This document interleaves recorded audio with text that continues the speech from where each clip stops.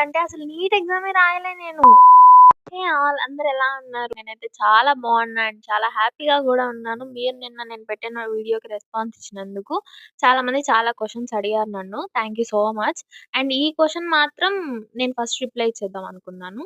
నేను form D ఎందుకు తీసుకున్నానంటే, నేను 1 ఇయర్ లాంగ్ టర్మ్ చేశా. ఫస్ట్ టైమ్ నీట్ రాసినప్పుడు మంచి మార్క్స్ వచ్చాయి. కానీ నేను అనుకున్న దాంట్లో అయితే సీట్ రాలేదు. నాకు ఎంబీబీఎస్ రాలేదు. నార్మల్‌గా సీట్స్ వచ్చాయి. అండ్ సో నేనది వదిలేసాను. ఇంకా ఒక ఇయర్ లాంగ్ టర్మ్ చేశాను. ఆ ఇయర్ ఏంటంటే అసలు నీట్ ఎగ్జామే రాయలే నేను.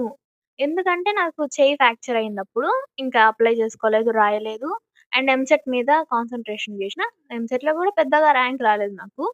అండ్ నేను సెర్చ్ చేశాను. ఏది అని చెప్పేసి ఫస్ట్ వెట్ అనుకున్నాను. తర్వాత మళ్ళీ సెర్చ్ చేసేసరికి డాక్టర్ లాంటి కోర్సే ఇది గూడా దానికంటే బెటర్ నాలెడ్జ్ తెచ్చుకుందామంటే అనొచ్చింది.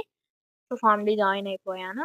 అండ్ సెకండ్ రీజన్ వచ్చేసి I'm so passionate about patient care. At least surgeries అంటే చేయలేము. పోనీ హాస్పిటల్‌లో అన్నా వర్క్ చేద్దాము.